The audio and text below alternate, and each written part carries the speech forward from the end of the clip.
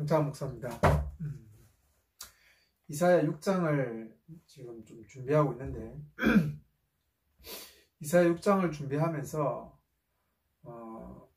많은 사람들이 이사야 6장을 하나의 이사야의 소명장으로 그렇게 이해를 합니다.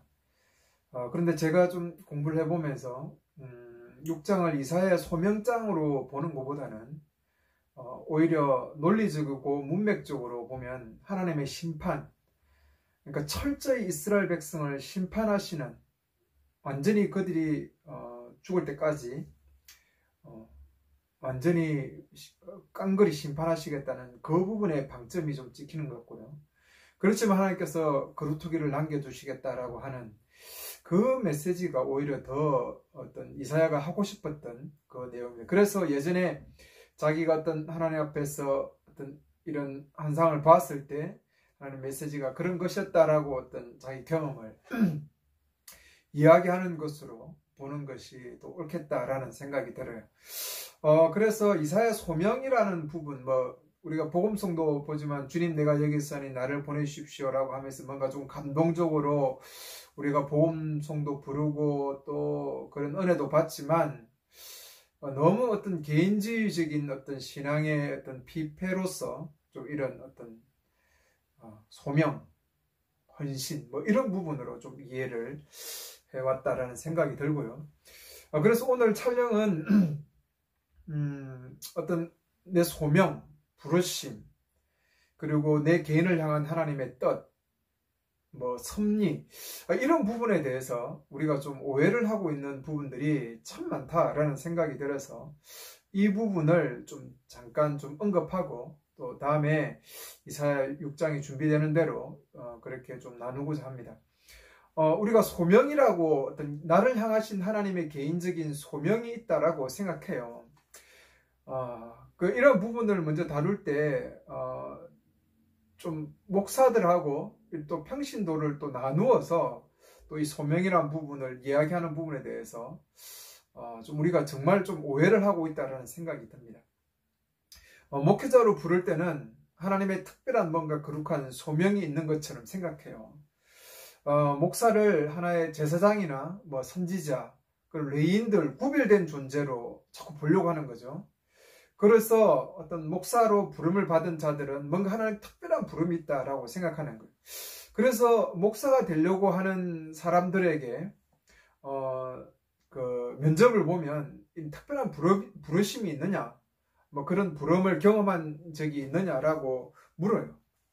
저도 그렇게 또 질문을 받았고, 많은 사람들이 어떤 목회자로서의 어떤 부름을 거룩한 부름이라고 생각합니다. 근데 성경을 우리가 좀 개인주의 신앙으로 보는 것보다 어떤 언약과 계시의 발전적인 부분에서 좀 제대로 본다면 신약 시대에는 레위인이 있습니까? 제사장이 있어요. 구별된 사람이 없어요. 우리가 성도입니다. 성도. 거룩한 자들이죠. 예수의 도를 따라가는 거룩한 자들이 성도죠. 성도. 세상과 구별된 하나님을 좀 더 언약 백성으로 하나님의 어떤 그 뜻을 받들어 하나님을 섬겨가는 모든 성도들이 거룩한 부르심, 소명을 갖고 있죠. 그래서 여러분 목사로 부를 때만 뭔가 특별한 소명이 있고 내 직업, 어떤 선생님이라든지 사업을 하는 분야에 어떤 음식점을 하든지 청소를 하든지 그런 어떤 부름으로서에는 소명이 없다라고 생각하고 있는 이러한 부분들은 정말 잘못된 생각입니다. 이제 새 언약 하에서는 모두가 성도이고 모두가 왕같은 제사장이기 때문에 다 거룩한 부름이 있죠. 여러분 청소부가 되든 어떤 직업을 선택하든 다 하나님의 거룩한 부름입니다. 언약 백성으로서 그 안에서 진정한 예배자로서 살아가는 것이죠. 좀 최선을 다하고 열심을 다해서 정직하게 그렇게 살아가야 돼. 최선을 다하는 것입니다. 그것이 다 하나님의 어떤 그 부르심이죠.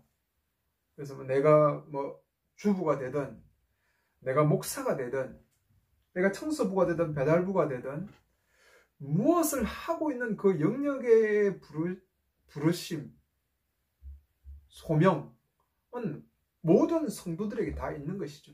특별하게 뭔가 목사들을 구별해서 뭔가 그들에게 뭔가 특별한 부름이 있는 것처럼 이야기하거나 또 그렇게 말하면 그것은 옳지 않다라고 생각해요. 그리고 이 부르심이란 것을 어떤 내 어떤 영역을 정하는 데서 하나님께서 원하시는 곳이 있다라고 잘못 생각하고 있습니다. 하나님은 내가 목회자가 되기를 원한다. 하나님은 내가 교사가 되기를 원한다. 하나님은 내가 뭔가 이런 어떤 사업자가 되기를 원한다. 여러분 이렇게 생각하고 있어요. 이게 개인주의 신앙의 피폐입니다. 신앙을 하나님과 나와의 1:1 관계에서 자꾸 보기 시작하는 그때로부터 시작해서 성경은 이렇게 자꾸 왜곡이 돼요. 그래서 뭔가 하나님께서 나를 원하시는 어떤 플랜이 있는 것 같고, 인생의 플랜, 계획이 있고, 내가 뭔가 어디 내가 하나님이 원하시는 어떤 그 길을 따라가야 되는 것처럼 생각해요. 목회자들도 참 많이 이런 부분에서 오해를 하죠. 어떤 사람이 몸이 아프거나 어떤 사업이 실패하거나 자꾸 뭔가 하는 일마다 안 되니까 기도를 하는데 기도원 가면 원장이 그 영적인 사람들이 그런 이야기하죠. 당신은 목회자가 되어야 되는데 하나님은 당신을 목회자로 부르셨는데 당신이 그것을 거부하고 이런 사업하고 이런 일을 하기 때문에 문제가 생긴 것 같다. 그러니까 목회자 해야 된다. 라고 이런 식으로 이야기를 해요. 이런 어떤 하나님의 계획이 있는 것처럼 나를 향한 하나님의 로드맵이 있는 것처럼 생각해요. 아니 이건 로봇이죠. 이거는 예정론이 아니라 운명론이죠. 운명론. 내 인생의 운명이 정해져 있는 거죠. 이거는 무속인들이 이렇게 하죠. 무속인들이. 여러분 그 무속인들이 무당이 될 때, 신내림을 할 때 몸이 아프거나 가정에 여러 가지 병고가 생기죠. 귀신이 그런 짓을 합니다. 귀신이. 그럼 하나님께서 그렇게 개인적으로 막 이렇게 성경을 너무 어떤 새언약 시대에서 성경을 너무 왜곡시키는 어떤 그런 생각들이에요. 그렇게 보시면 안 돼요. 나를 향한 하나님의 뜻이 있다라고 생각하는 거죠. 개인적인 뭔가 뜻이. 내가 선교사가 되든 목회가 되든 어떤 이런 직업을 하는 어떤 그런 어떤 하나님이 원하시는 곳이 있다라고 생각하는 거죠. 그럼 그것은 성경적이지 않습니다. 하나님 우리에게 자유의지를 주셨어요. 무엇을 선택하든지 여러분의 선택이 따르는 것이죠. 그리고 그 선택에 따른 책임감이 있는 것이죠. 최선을 다하십시오. 목회자는 은사이기 때문에 제가 저번에도 밝혔지만 목사는 은사입니다. 특별하게 하나 성령이 주신 은사가 있는 사람들이 또 이 길을 가죠. 지금처럼 신학 가거나 이렇게 하는 게 아니라 그 공동체 내에서 어떤 목양의 은혜들을 또 좀 누릴 수가 있습니다. 그 은사이죠. 은사는 성령이 나눠주시는 겁니다. 뭔가 이 사업을 하든지 이 직업을 선택하든지 뭔가 하나님께서 원하시는 내 정한 로드맵이 있는 게 아닙니다. 내가 내 자유의지를 가지고 선택하시면 돼요. 신중히 고민해서 잘 선택하면 됩니다. 내 성격에 아니면 또 내 이런 부분에 맞는지를 내가 판단해서 가면 됩니다. 여러분 기도하면서 하나님 내가 이 사업을 하는 게 맞습니까? 안 맞습니까? 내가 이 사람과 결혼하는 것이 맞습니까? 안 맞습니까? 이런 식으로 하나님께 기도하지 마십시오. 응답 없습니다. 여러분. 응답이라 생각하고 자기 마음대로 결정해서 가요. 그런 사람 많이 봤습니다. 내가 하나님 저 사람과 결혼해야 됩니까? 마음이 많이 가 있으면 기도하면요 그 사람과 결혼해야 되는 것처럼 응답도 오고 생각도 돼요. 그 말씀을 보면 또 그런 식으로 코에 걸면 코골이, 귀에 걸면 귀고리로 해가지고 자기식으로 그렇게 해석해가는 사람들, 꿈 이렇게 해가지고 그 사람과 결혼하는 것이 하나님 뜻이다라고 말하는 사람을 많이 봤습니다. 그거 선택이죠. 내가 저 사람이 마음에 들고 내가 취향이고 그렇게 해서 내가 선택하는 것이죠. 뭔가 하나님이 정해진 사람, 하나님이 정해진 로드맵이 있는 것처럼 생각하시면 안 돼요. 내가 어떤 직업을 선택하든, 내가 어떤 영역에 속해 있든, 어떤 영역으로 가든, 그것은 내가 선택하는 것입니다, 여러분. 그리고 좀 신중하게 선택하고 선배에게 묻고 또 내 자신도 좀 생각해 보면서 성격도 보면서 그렇게 결정하는 것이지, 그걸 기도하면서 뭔가 하나님의 음성을 들으려고 하는 부분으로 신앙생활 하시면 안 됩니다. 그러면 성경을 자꾸 왜곡시키고 신앙이 자꾸 혼란스러워요. 이래 가다가 안 되면 내가 하나님의 뜻이 아닌가? 또 이렇게 생각해보고 이래 가다 또 안 되면 막히면 뭔가 하나님의 뜻이 아닌가? 아니, 인생은 여러분 실패할 수도 있습니다. 누가 다 성공합니까? 이래 가다 망할 수도 있고 저리 가다 망할 수도 있어요. 내가 선택한 거죠. 나는 최선을 다하고 내가 열심히 했는데 실패할 수도 있습니다. 또 이 길을 갔는데 또 우연히 잘 되어서 성공할 수도 있어요. 그것은 내 선택에 의한 것이고 내 상황의 어떤 부분에서 내가 최선을 다하면서 걸어가는 것이지, 그것을 하나님의 섭리로 보고 하나님의 인도하심으로 자꾸 이해하는 것은 개인신앙의 피폐입니다. 그렇게 보시면 안 돼요. 그럼 성경을 정말 왜곡시키고 신앙을 자꾸 왜곡시키면서 흘러가게 되고, 여러분 결국은 내가 혼란스러워요. 다른 사람의 이야기에 혼란스럽게 빠져들어요. 당신은 목회자가 돼야 되는데, 당신은 이 일을 해, 당신은 이 사업을 했어야 되는데, 이 사람과 결혼했어야 되는데, 그렇지 않아서 지금 실패하고 안 된다라고 생각해요. 변명의 여지를 주는 거죠. 실패. 그렇지 않습니다. 실패하는 것도, 그것도 하나님 안에서 은혜죠. 바울은 하나님의 은혜를 받았고 하나님의 도우심을 받았다고 표현하는데, 가보면 매맞고 헐고 못 먹고 이런 부분을 하나님의 인도하심이라고 이야기해요. 여러분, 하나님의 인도하심, 하나님의 섭리를 자꾸 뭔가 내가 잘 되고 내 인생의 문제가 해결되고 풀어지는 걸로 자꾸 보시면 안 돼요. 그렇게 자꾸 보면서 기도하니까 기도해도 응답이 없는 거예요. 또 그런 개인적인 기도를 해서 기도가 있는 것도 아니고, 제가 기도의 어떤 부분에 대해서 다룰 때 이야기했죠. 그런 식으로 신앙생활을 하면 안 됩니다, 여러분. 내 인생에 로드맵이 있는 게 아니에요. 하나님 차라리 그럼 로봇으로 만들죠, 저를. 하나님은 그렇지 않습니다. 우리에게 자유의지를 주셨습니다. 내가 선택하고 내가 결정하면서 걸어가는 거예요. 나를 향한 하나님의 뜻, 하나님의 계획, 하나님의 부르심, 이런 게 있는 게 아닙니다. 하나님 뜻이 무엇입니까? 내가 이렇게 하는 게 하나님 맞습니까? 뭐 이런 식으로 여러분 절대 기도하면서 묻지 마세요. 그건 뭐 성경을 잘못 이해하고, 계시가 그렇게 이야기하지 않는데도 자꾸 그렇게 기도를 해요. 왜? 우리 무속신앙이 그렇잖아요. 무속신앙이. 종교가 그렇잖아요. 종교는 자꾸 내 인생이 뭔가 잘 되기를 원하고 풀어지기를 원하니까 자꾸 묻고 싶은 거예요. 그 왜 사람들이 점쟁이 찾아가고 점을 미래를 자꾸 점치려고 합니까? 실패 안 하려고, 뭔가 내 인생을 잘 풀어가려고 하다 보니까 그런 게 아닙니까? 잘 되기를 원하니까. 그게 종교죠. 그게 기독교의 계시신앙은 그렇지 않습니다, 여러분. 자꾸 그런 식으로 신앙을 오도하지 마시고 계시신학에서 좀 제대로 성경의 말씀들을 우리가 좀 풀어가는 것이 맞다. 예정론도 좀 우리가 이 부분을 좀 나가서 예정론도 생각하니까 자꾸 하나님이 예정론을 운명론으로 자꾸 이해하는 사람이 있어요. 어떤 사람은 구원받기로 결정되어 있고 이 사람은 구원받기로 안 돼 있어서 이 사람이 아무리 열심히 하고 뭘 해도 구원을 못 받고, 이 사람은 무슨 짓을 해도 구원을 받는다라고 생각해요. 이 우리 칼빈주의 오대교리 전적인 선택 견인 이런 식의 어떤 부분이잖아요. 그럼 조심하셔야 돼요. 성경은 그런 식으로 우리에게 이야기하지 않습니다.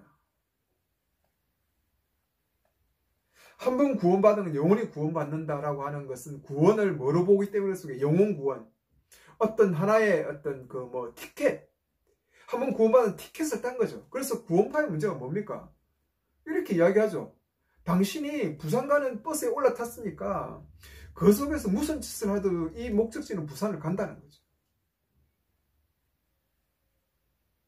이런 식으로 가르쳐요. 우리가 한 번 구원받았으니까, 예수를 믿기로 했으니까 우리는 하나님께서 끝까지 우리를 구원받게 한다라고 이야기하죠. 무슨 잘못된 생각. 이 히브리스를 보십시오. 하나님의 복음에서 떨어질까 조심하라 했고요. 그리고 그 구약의 어떤 예를 들면서 그 언약의 그 가나안 땅에 들어가지 못한 사람이 많이 있다라고 이야기를 해요. 그 최종적인 언약에 우리가 포기하지 말고 끝까지 인내하면서 가자라고 이야기. 그러니까 하나님 나라를 이루어가는 과정 속에 내가 하나님 언약 백성으로 가는 것을 구원으로 안 보니까 오늘 하나님 나라를 이루는 이 삶, 지금 이미 하나님 나라가 이 땅에 임했고, 그리고 이 교회를 통해서 하나님 나라를 온전히 이루어 가야 되는 언약 백성의 어떤 그런 부분에 대한 어떤 이 가정을 구원으로 생각 안 하니까 자꾸 하나의 구원을 티켓으로, 이 영혼, 내가 죽어서 천국 가는 티켓을 하나 딴 것으로 생각, 티켓을 내가 구입한 것으로 생각하는 거죠. 이런 쭉 가정이 아니라. 잘못 생각하는 거예요. 항상 두렵고 떨림으로 내 구원을 두렵고 떨림으로 가는 거죠. 그리고 정말 이 하나님의 복음 안에서 떨어지지 않고 언약 백성으로서 끝까지 흘러가는 부분에 대한 이런 부분들을 우리가 생각해야죠. 자꾸 예정론을 운명론으로 보시면 안 됩니다. 야곱은 선택하고 에서는 버렸다라고 하는 것을 운명론으로 야곱은 하나님께서 선택해놓고 에서는 하나님께서 버리신 것으로 그런 식으로 생각하시면 안 됩니다. 그래서 예정론은 철저하게 교회론 다음에 칼빈도 다뤘죠. 지나서 보니까 내 은혜인 것이 하나님 은혜죠. 내가 교회 안에 하나님 백성으로 서 있는 이것이 지나보니까 은혜죠. 그래서 돌아보면서 은혜였지.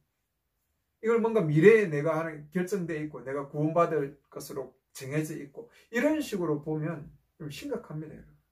그럼 어떤 사람은 아무리 열심히 해도 아무리 예수를 믿으려 해도 믿지 못한다. 뭐 이런 어떤 논리적인 결론이 오죠. 그래서 뭐 칼빈주의와 알미니언주의가 많이 싸웠지 않습니까? 저는 칼빈주의나 알미니언주의자들이 이런 어떤 부분에 대해서 오해를 자꾸 일으켰죠. 둘이 극단 속에서. 그냥 예정론이라는 부분을 우리가 운명론으로만 보지 말자. 그리고 구원이라는 것을 하나의 티켓으로 이해하지 말자. 네, 이런 어떤 부분을 가지치기만 좀 해주는 것이 좀 이 부분을 이해하는 것이 참 좋고, 그리고 성경에 계신 히브리서를 쭉 바라보면 이 언약에 참여하지 못할 것에 대해서 두려움으로 정말 떨어지지 않도록, 유혹에 넘어가지 않도록 그 길을 온전히 걸어가는 언약 백성으로서의 삶에 대한 부분을 우리가 좀 더 집중적으로 생각할 필요가 있다라는 생각들이 듭니다. 자꾸 논리적으로 이 부분을 딱 뭔가 정해진 운명론으로는 절대로 좀 이해하지 않았으면 좋겠다라는 부분이죠. 그래서 자꾸 이제 이런 하나님의 뜻, 소명, 어떤 부르심, 이런 부분에 대한 이야기를 했습니다. 여러분, 부르심은 이미 하나님의 백성으로, 언약 백성으로의 부르심입니다. 그리고 하나님의 뜻은 이 하나님의 예수 그리스도의 몸에 참여하여서 이 땅에 온전한 하나님 나라를 이루어가는 일에 우리를 부르실 것이죠. 그게 하나님의 부르심이고 하나님의 소명입니다. 하나님의 뜻입니다. 그래서 교회 안에 있는 그리스도의 몸에 참여한 개인 하나하나로서의 개인을 봐야지, 자꾸 그냥 그리스도의 몸으로 참여한 공동체적인 참여한 부분은 아예 생각지 않고 그냥 나와 하나님과 1대1 다이렉트로의 신앙을 보는 것은 예수 그리스도의 십자가를 무시하는 것이고 새 언약을 제대로 이해하지 못한 것이고, 교회가 뭔지를 제대로 이해하지 못한 것이죠. 그런 신앙은 정말 위험해요. 그래서 우리가 하나님의 그런 그리스도의 몸에 참여한 황창한 손에 하나, 손가락에 하나, 이런 식으로 이해를 해야지, 그냥 나와 하나님과 1대1 관계가 신앙으로 생각하면 절대 안 된다는 사실을 여러분 꼭 좀 이게 이해되는지 모르겠지만 여러분 명심하셔야 돼요. 그래서 제가 설교를 쭉 할 때 자꾸 적용점이 하나님 나라, 언약 백성, 공동체 안에서의 어떤 이런 부분들에 대해서 자꾸 이야기를 하니까 뭔가 좀 밍밍한 느낌을 아마 받으시는 분들이 많으실 거예요. 뭔가 개인적으로 나에게 어떤 탁 맞는 은혜 위주의, 감동 위주의 적용이 좀 되고 이렇게 되면 좋을 건데 그렇지 않아요. 하나님 나라의 백성으로서의 어떤 우리 예제양이면 예제양 공동체 안에 있는 한 사람 한 사람에게 이 메시지는 전달되는 거죠. 그러니까 예제양 한 사람 한 사람에게 하나님 나라를 이루기 위해서 정말 당신이 희생해야 되고 당신은 온전히 써야 되고, 그래서 항상 목표가 하나님 나라를 생각하고 하나님 나라를 이루는 부분들을 내 어떤 개인적인 적용점에 바라보는 거죠. 이것이 하나님 나라를 이루는데 옳은 것인가 그렇지 않은 것인가. 이것이 하는 나라를 이루는데 내가 도움되는가, 도움되지 않는가. 그렇죠. 그런 모든 부분들을 그 목적에 맞게끔 내가 적용하고 이해하는 것이 오히려 더 성경적인 것이죠. 그래서 솔직히 개인적인 적용, 감동적인 적용 이런 부분으로 가는 것은 제가 생각할 때는 성경을 아주 왜곡해서 던질 줄 위험성이 많고요. 코에 걸면 코골이, 귀에 걸면 키고리식으로 성경을 해석할 수 있는 여지들이 정말 많고, 그래서 뭔가 자꾸 어떤 내 위주로 성경을 보려고 하고 내 어떤 부분으로 자꾸 뭔가 성경을 맞춰 가려고 하는 그런 부분들이 많아질 것이다. 지금 그렇게 교회 안에서 피폐가 흘러오는 것을 저는 계속해서 보고 있고, 성도들도 그런 식으로 신앙생활을 해오니까 하나님 나라를 이루는 삶에 대해서는 전혀 관심이 없어요. 거기에 대해서는 관심이 없어, 솔직히 말하면. 그냥 내 먹고 사는데, 그리고 내 삶의 힘들고 어려운 부분들, 어떤 내 삶에 어떻게 하나님 앞에 개인적으로 뭔가 어떻게 쓸 것인가, 바르게 쓸 것인가, 이런 부분으로 되는 것이지, 그런 식으로 자꾸 보려고 하는 것이죠. 이 미묘한 차이들을 여러분 좀 잘 이해했으면 좋겠습니다. 네, 결론적으로 소명, 어떤 하나님의 개인적인 뜻, 부르심, 이런 어떤 정해진 어떤 뜻, 이런 것은 없습니다. 이런 식으로 자꾸 신앙을 찾아가지 마시고 오늘도 최선을 다해서 선택하시고, 그리고 그 길을 최선을 다해서 책임감을 가지고 걸어가십시오. 그리고 어디에 있든지, 어떤 장소에 있든지, 어떤 직업을 갖고 있든지, 어떤 위치에 있든지, 그것이 다 거룩한 성도로의 부르심입니다. 그리스도의 몸에 참여해서 어떻게 하면 하나님의 뜻은 이미 정해져 나와 있습니다. 그것은 하나님의 나라를 이루어가는 삶이죠. 하나님 나라에 동참하여서 하나님 나라를 이루는 그 뜻을 어떻게 하면 이루어갈 것인가. 이 영역에서도 어떻게 이루어가고 저 영역에서도 이렇게 이루어가고, 어느 상황에 있든지, 어떤 위치에 있든지, 어떤 지경에 있든지, 내 인생이 실패했든지 내 인생이 세상적 기준으로 성공했든지 성공한 사람이든지 아니든지 간에 어떤 상황, 어떤 환경에 처했든지 그 자리에서 우리 하나님 나라를 이루어가는 그 부르심에, 그 뜻에 동참해야 하는 것이 성경적이다라고 생각합니다.